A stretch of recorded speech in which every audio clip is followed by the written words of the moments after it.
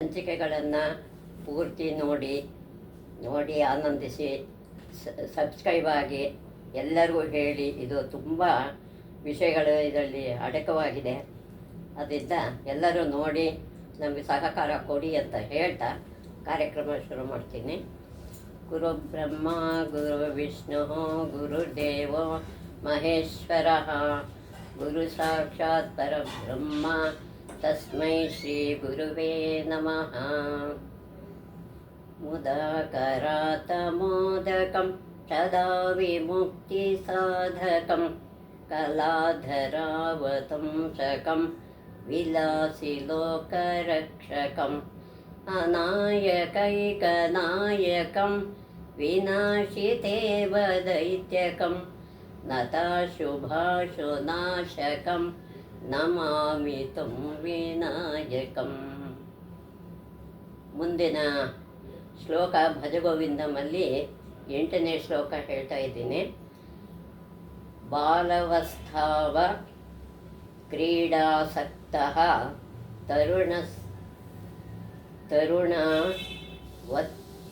ತರುಣಾಸಕ್ತಃ ವೃದ್ಧಸ್ಥಾವ ಚಿಂತಾಮಗ್ನಃ ಪರೇ ಬ್ರಹ್ಮಣಿ ಕೋಪಿಯ ಲಗ್ನಃ. ಬಾಲನಾಗಿರುವಾಗ ಆಟಪಾಠಗಳಲ್ಲಿ ಲೋಲನಾಗಿ, ಯೌವನದಲ್ಲಿ ಯುವತಿಯಲ್ಲಿ ಆಸಕ್ತನಾಗಿ, ಮುದುಕನಾದಾಗ ಚಿಂತೆಯಿಂದ ಕೂಡಿಯೂ ಇರುವುದು ಮನುಷ್ಯನ ರೀತಿ. ಅಂದರೆ ಮನುಷ್ಯ ಹುಟ್ಟಿದಾಗ ಚಿಕ್ಕೋನಾಗಿದ್ದಾಗ ಆಟಪಾಠಗಳಲ್ಲಿ ಒಂದು ಜೀವನ ಕಳೆಯುತ್ತೆ. ಯೌವನದಲ್ಲಿ ಗೃಹಸ್ಥಾಶ್ರಮ ಅಂದರೆ ಯುವತಿಯ ಜೊತೆಗೆ ಆಸಕ್ತನಾಗಿ, ಮುದುಕನಾದಾಗ ಅದರ ಮುಪ್ಪು ಬಂದಾಗ ಚಿಂತೆಯಿಂದ ಕೂಡಿಯೂ ಇರುವುದು ಮನುಷ್ಯನ ಈ ಸಹಜ ರೀತಿ.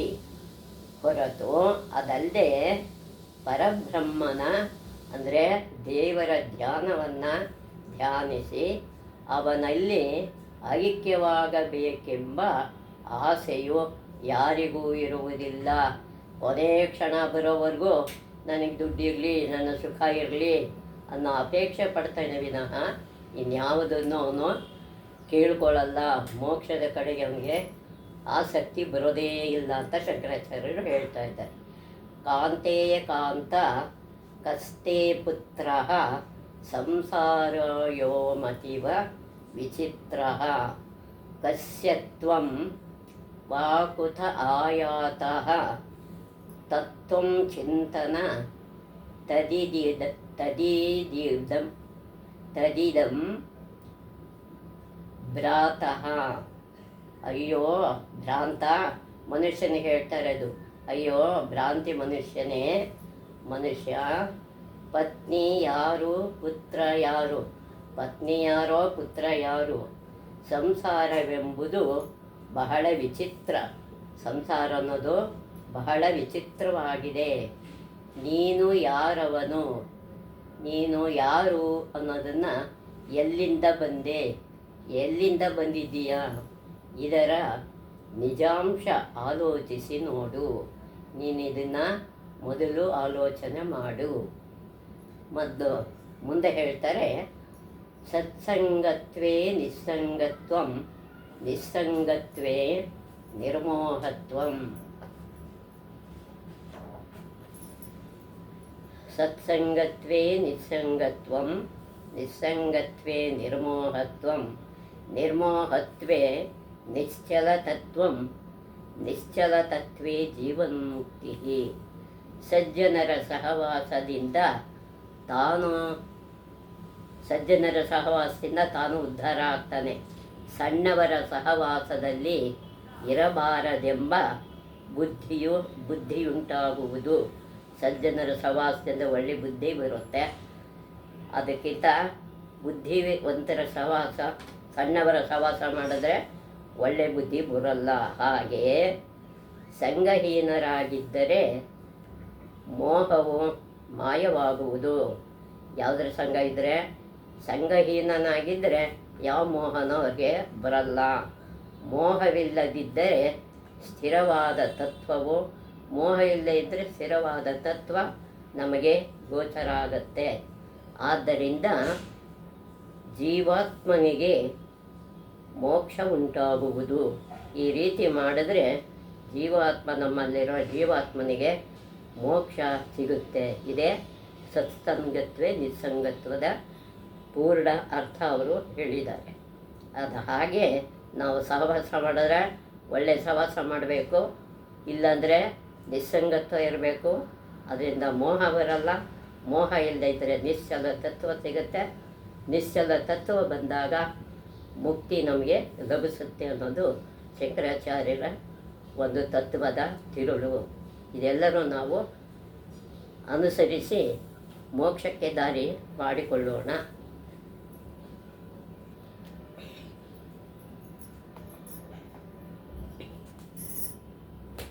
ಮೋಕ್ಷದ ದಾರಿಗೆ ನಾವೆಲ್ಲರೂ ಮುಂದೆ ಹೆಜ್ಜೆ ಇಡೋಣ.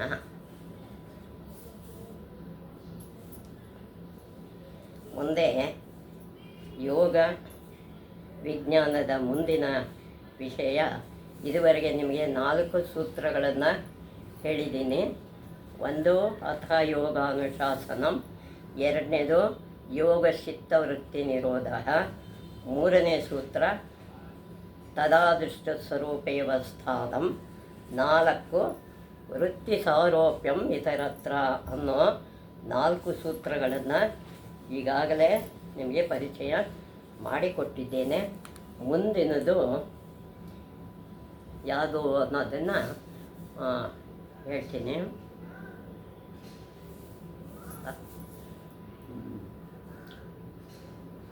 ಮುಂದಿನ 5ನೇ ಸೂತ್ರ ನಾವು ಗಮನಿಸಬೇಕಾದ ಅತ್ಯುನ್ನತವಾದ ವಿಷಯ ಇದು. ವೃತ್ತಯ ಪಂಚತಯ್ಯ ಕ್ಲಿಷ್ಟ. ಅಂದರೆ ವೃತ್ತಯ ಚಿತ್ತದ ವೃತ್ತಿಗಳು ಅನ್ನೋದು ರೂಪಾಂತರಗಳು. ಅದು ಯಾವ್ಯಾವ ರೀತಿ ಬದಲಾವಣೆ ಹೊಂದುತ್ತೆ, ಅಥವಾ ಕ್ರಿಯೆಗಳು, ಅದರ ಕೆಲಸ ಏನು. ಪಂಚತಯ್ಯ ಅದರಲ್ಲಿ 5 ಬಗೆಗಳಿವೆ.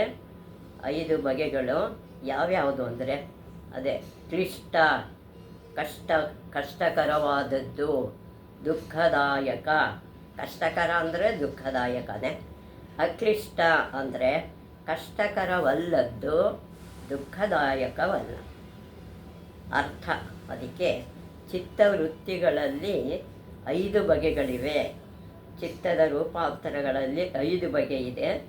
ಇವು ವೃತ್ತಿಗಳು, ಅದರ ಒಂದು ರೂಪಾಂತರಗಳು. ದುಃಖದಾಯಕ ಅಥವಾ ದುಃಖದಾಯಕವಲ್ಲ. ಒಂದು ದುಃಖ ಇಲ್ಲದೆ ಇರೋದು, ಒಂದು ದುಃಖ ಅಂತ ಅನ್ನಿಸ್ಕೊಳ್ಳೋ ವಿಷಯ. ಇದರಲ್ಲಿ ವರ್ಗೀಕರಣ ಮಾಡಿದ್ದಾರೆ ಪತಂಜಲಿಯವರು. ಯಾವ ವಿಷಯವನ್ನು ಮಾಡಿದ್ದಾರೆ ಅನ್ನೋದನ್ನು ನಾವು ಗಮನಿಸೋಣ. ಈಗ ಯೋಗತಂತ್ರದ ಮುಖ್ಯ ಸ್ವರೂಪವನ್ನು ಸೂಚಿಸಿದ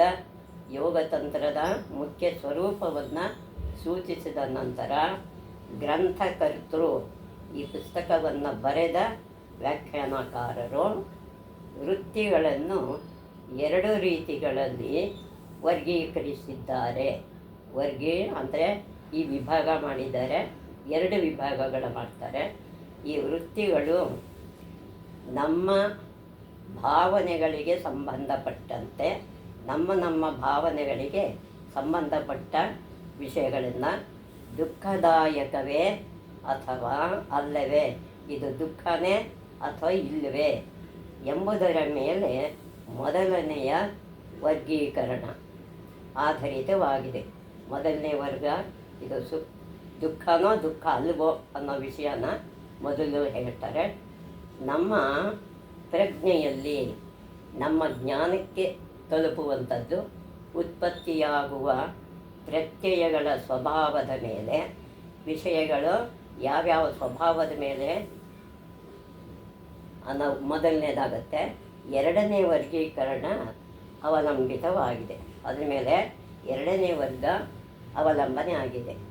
ಮೊಟ್ಟ ಮೊದಲಾಗಿ ನಮ್ಮ ಭಾವನೆಗಳ ಮೇಲೆ ಈ ವೃತ್ತಿಗಳ ಪ್ರತಿಕ್ರಿಯೆಯನ್ನು, ಈ ರೂಪಾಂತರ ಪ್ರತಿಕ್ರಿಯೆಯನ್ನು ಚಿತ್ತದಲ್ಲಿ ಪರೀಕ್ಷಿಸೋಣ.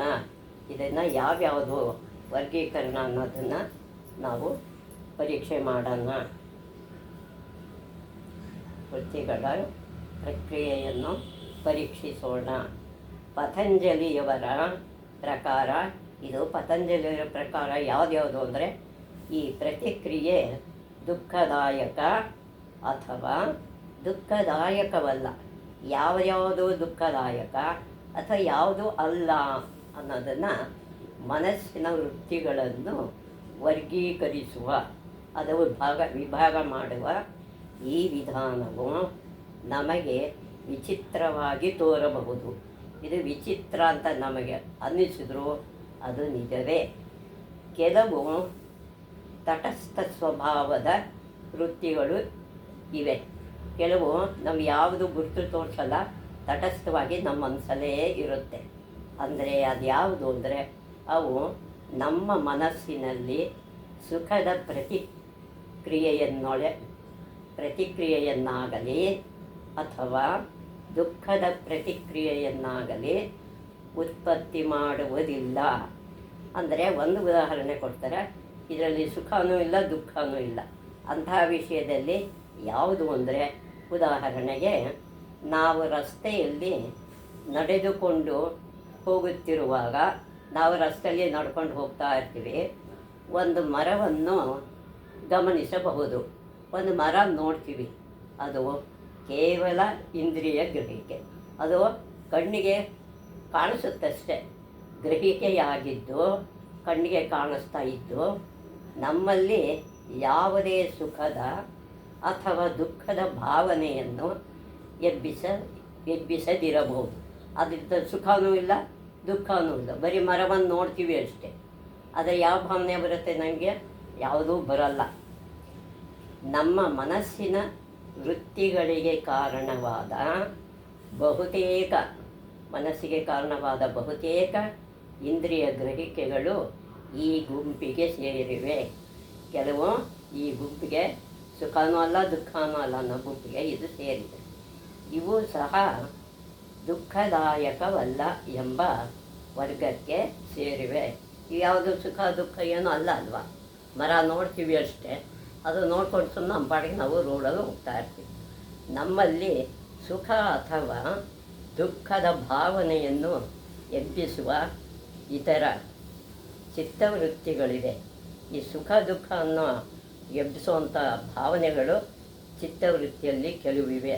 ಯಾವುದು ಅಂದರೆ, ಉದಾಹರಣೆಗೆ ನಾವು ರುಚಿಕರವಾದ ಆಹಾರವನ್ನು ಸೇವಿಸುವಾಗ ನಾವು ಇಷ್ಟವಾದ ಒಂದು ಆಹಾರವನ್ನು ಸೇವನೆ ಮಾಡ್ತಾ ಇರ್ತೀವಿ, ಅಥವಾ ಸುಂದರ ಸೂರ್ಯ ಮುಳುಗುವುದನ್ನು ನೋಡುವಾಗ, ಅಥವಾ ಗುಲಾಬಿ ಹೂವನ್ನು ಮೂಸುವಾಗ ಒಂದು ನಿರ್ದಿಷ್ಟ ಸುಖದ ಭಾವನೆ ಹೇಳುತ್ತದೆ.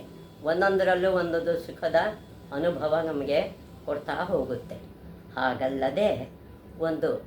ಅದಲ್ಲದೆ ಮುಂದೆ ಬೇರೆ ಹೇಳ್ತಾರೆ, ಒಂದು ಘೋರ ದೃಶ್ಯವನ್ನು ನೋಡಿದಾಗ, ಯಾವುದೋ ಒಂದು ಘೋರ ದೃಶ್ಯವನ್ನು ನೋಡ್ತೀವಿ, ಅಥವಾ ಒಂದು ಯಾತನೆಯ ಕೂಗನ್ನು ಯಾರೋ ಕಿರಿಸ್ತಾ ಇರ್ತಾರೆ, ಏನೋ ನೋವು ಪಡ್ತಾ ಇರ್ತಾರೆ, ಕೇಳಿಸಿಕೊಂಡಾಗ ಮನಸ್ಸಿನಲ್ಲಿ ಉಂಟಾಗುವ ಬದಲಾವಣೆಯು ಖಂಡಿತವಾಗಿಯೂ ದುಃಖದಾಯಕ.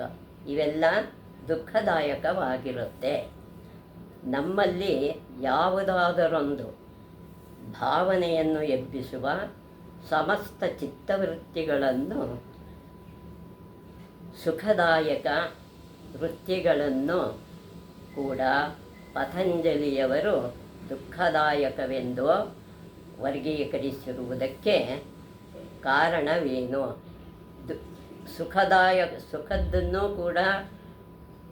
ವೃತ್ತಿಗಳನ್ನು ಕೂಡ ಪತಂಜಲಿಯವರು ದುಃಖದಾಯಕವೇ ಎಂದು ಹೇಳಿದಾಗ ಯಾಕೆ ವರ್ಗೀಕರಿಸಿದ್ದಾರೆ ಅಂದರೆ, ಅದಕ್ಕೆ ಕಾರಣ ಏನು ಅನ್ನೋದನ್ನು, ಇದಕ್ಕೆ ಕಾರಣವು 15ನೇ ಸೂತ್ರದಲ್ಲಿ ಕೊಟ್ಟಿರುವ ಕ್ಲೇಶಗಳ ತತ್ವ ವಿಮರ್ಶೆಯಲ್ಲಿ, ಮುಂದೆ 15ನೇ ಸೂತ್ರದಲ್ಲಿ 2ನೇ ಪಾದದಲ್ಲಿ ಕೊಡ್ತಾರೆ, ಅದನ್ನು ಗಮನಿಸ್ಕೊಳ್ಳಿ ಅಂತ ವಿಮರ್ಶೆಯನ್ನು ಸಿಗುತ್ತದೆ. ಯೋಗದ ತತ್ವಜ್ಞಾನವು ಕ್ಲೇಶಗಳ ಸಿದ್ಧಾಂತದ ಯೋಗದ ತತ್ವಜ್ಞಾನದ ಸಿದ್ಧಾಂತಗಳು ಕ್ಲೇಶದ ಸಿದ್ಧಾಂತಗಳ ಮೇಲೆ ಆಧಾರಿತವಾಗಿದೆ. ಈ ಸಿದ್ಧಾಂತದ ಪ್ರಕಾರ ಯಾರು ವಿವೇಕವನ್ನು ಬೆಳೆಸಿಕೊಂಡಿರುತ್ತಾರೆಯೋ, ಅದೇ ನಮ್ಮ ಪುರುಷ ವಿವೇಕದಲ್ಲಿ ಬೆಳೆಸ್ಕೊಂಡಿರ್ತಾರೋ ಮತ್ತು ಕೆಳಗಿನ ಲೋಕದ ಜೀವನದ ಮಾಯೆಗಳಿಲ್ಲದ, ಕೆಳಗಿನ ಜೀವನದಲ್ಲಿ ಲೋಕದಲ್ಲಿ ಮಾಯೆಗಳೇ ಇಲ್ಲತಕ್ಕಂಥ ಕುರುಡರಾಗಿಲ್ಲವೋ, ಅದೇ ಅಂತಹ ಅಂದರೆ ಜ್ಞಾನದ ಬೆಳಕು ಕಂಡಿರ್ಬೋದು, ಕಣ್ಣು ಕಾಣೋದು ಅಂತಲ್ಲ, ಜ್ಞಾನದಲ್ಲಿ ಬೆಳಕನ್ನು ಕಾಣಬೇಕು. ಅಂತಹ ವ್ಯಕ್ತಿಗಳಿಗೆ ಸುಖ ಮತ್ತು ದುಃಖದ ಅನುಭವಗಳೆಲ್ಲವೂ ನಿಜವಾಗಿಯೂ ದುಃಖದಾಯಕವೇ ಆಗಿವೆ. ಒಬ್ಬ ಯೋಗಿಗೆ ಸುಖ ಕೂಡ ದುಃಖನೇ ತಂದಿರುತ್ತೆ ಅನ್ನೋದು ಪತಂಜಲಿಯವರ ಅನುಭವ. ಈ ಮಾಯೆಗಳಿಂದ ನಮ್ಮಲ್ಲಿ ಅಜ್ಞಾನ ಉತ್ಪನ್ನವಾಗಿದೆ. ನಮ್ಮಲ್ಲಿ ಅಜ್ಞಾನ ಉತ್ಪನ್ನ ಆದಾಗ ಈ ಜ್ಞಾನದ ಫಲವಾಗಿ ಇಲ್ಲಿ ಜ್ಞಾನ ಬಂದಾಗ ನಮಗೆ ಮುಂದೆ ದುಃಖವನ್ನು ತಂದುಕೊಡುವ ಅನುಭವಗಳು ಸದ್ಯದಲ್ಲಿ ನಮಗೆ ಸುಖದಾಯಕವಾಗಿ ಕಾಣಿಸುತ್ತವೆ. ಕೆಲವು ದುಃಖದ್ದು ಕೂಡ ಸುಖದಾಯಕವಾಗಿ ಕಾಣುತ್ತೆ. ಯಾಕೆ? ಜ್ಞಾನ ಪಡ್ಕೋಬೇಕು. ಆದ್ದರಿಂದ ನಾವು ಆ ಸುಖದ ಅನುಭವಗಳನ್ನು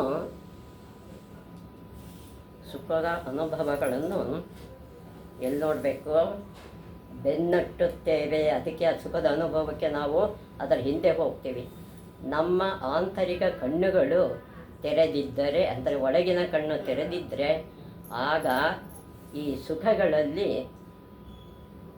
ಗುಪ್ತವಾಗಿ ಅಡಗಿರುವ, ಅದರ ರಹಸ್ಯವಾಗಿ ಇರತಕ್ಕಂಥ ಅಂತಸ್ಥ ದುಃಖವು ನಮಗೆ ಕಂಡಿರುತ್ತಿತ್ತು. ಆವಾಗ ಕಾಣಿಸ್ಕೊತಿತ್ತು. ದುಃಖವು ವರ್ತಮಾನದಲ್ಲಿ ಸಕ್ರಿಯ ರೂಪದಲ್ಲಿಲ್ಲದಿದ್ದರೂ, ಅಂದರೆ ಈ ಸಕ್ರಿಯವಾಗಿ ಕೆಲಸ ಮಾಡದೇ ಇದ್ದರೂ ಆ ಅನುಭವಗಳು ಮುಂದೆ ದುಃಖವನ್ನು ತಂದೊಡ್ಡುವುದೆಂಬ ಸಂಗತಿ, ಮುಂದೆ ಅದು ದುಃಖ ತಂದೊಡ್ಡುತ್ತೆ ಅನ್ನೋದು ನಮಗೆ ಗೋಚರವಾಗ್ತಾ ಇತ್ತು. ನಮ್ಮ ಭಾವನೆಗಳನ್ನು ಒಳಗೊಂಡಿರುವ ಅನುಭವಗಳೆಲ್ಲವೂ ಈ ರೀತಿಯಾಗಿ ರಾಗ ಅಥವಾ ದ್ವೇಷವನ್ನು, ನಮ್ಮಲ್ಲಿ ಇರತಕ್ಕಂಥ ರಾಗ ದ್ವೇಷಗಳನ್ನು ನಾವೇನು ಮಾಡಬೇಕು? ಉತ್ಪತ್ತಿ ಮಾಡುವುದರಿಂದ, ಎಲ್ಲ ನಮ್ಮಲ್ಲೇ ಉತ್ಪತ್ತಿ ಆದ್ದರಿಂದ ಅವುಗಳನ್ನು ದುಃಖದಾಯಕವೆಂದು ಅವರು ವರ್ಗೀಕರಿಸಿರುವುದು ನ್ಯಾಯವಾಗಿಯೇ ಇದೆ ಎಂಬ ಅಂಶ ನಮಗೆ ಗೋಚರವಾಗುತ್ತಿತ್ತು. ಇಂತಹ ವರ್ಗೀಕರಣವು ನಿರಾಶವಾದದ ದೃಷ್ಟಿಯಿಂದ ಕೂಡಿದೆ. ಇದು ನಿರಾಶವಾದ ಅಂತ ಕೆಲವು ವಿದ್ಯಾರ್ಥಿಗಳು ಅನ್ಕೋತಾರೆ ಎಂದು ವಿದ್ಯಾರ್ಥಿಗೆ ತೋರಬಹುದು. ಆದರೆ ಎರಡನೇ ಪಾದದಲ್ಲಿ ಕೊಟ್ಟಿರುವ ಕ್ಲೇಶಗಳ ತತ್ವದ ವಿಮರ್ಶೆಯವರೆಗೆ, ಎರಡನೇ ಪಾದದಲ್ಲಿ ಕೊಟ್ಟಿರ್ತಕ್ಕಂಥ ಕ್ಲೇಶದ ವಿಮರ್ಶೆಯವರೆಗೂ ಅವರು ಕಾದು ನೋಡಲಿ. ನಮ್ಮ ಭಾವನೆಗಳನ್ನು ಒಳಗೊಂಡ ಸಮಸ್ತ ಅನುಭವಗಳು, ನಮ್ಮಲ್ಲಿ ಯಾವ್ಯಾವ ಸಮಸ್ತ ಅನುಭವಗಳು ದುಃಖದಾಯಕ ಎಂದ ಮೇಲೆ ತಟಸ್ಥ ಸ್ವಭಾವದಲ್ಲಿ ಉಳಿದ ಅನುಭವಗಳು ಎಂದರೆ ನಮ್ಮ ಭಾವನೆಗಳ ಮೇಲೆ ಪರಿಣಾಮ ಬೀರದಿರುವ ನಮಗೆ ಯಾವುದೂ ಪರಿವರ್ತನೆ ಕೊಡಲ್ವ ಅನುಭವಗಳು ದುಃಖದಾಯಕವಲ್ಲ. ಯಾವ ಪರಿಣಾಮವನ್ನು ಬೀಳದೇ ಇರೋದು ದುಃಖ ಅಲ್ಲ ಎಂಬ ವರ್ಗೀಕರಣವು ತರ್ಕಸಮ್ಮತವಾಗಿದೆ, ನ್ಯಾಯಬದ್ಧವಾಗಿ ಇರುತ್ತೆ. ಆದ್ದರಿಂದ ಚಿತ್ತವೃತ್ತಿಗಳು